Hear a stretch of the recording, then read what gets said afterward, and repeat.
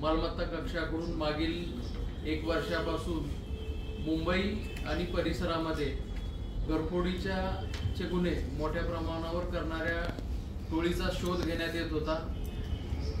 मालमत्ता कक्षास प्राप्त झालेल्या गोपनीय आणि तांत्रिक तपासाच्या आधारे मिळालेल्या माहितीच्या आधारावर परतूर जिल्हा जालना येथे एक प्रिमाइसेसवर रेड करण्यात आली आणि या रेडमध्ये एकूण 7 आरोपींना अटक करण्यात आलेला आहे।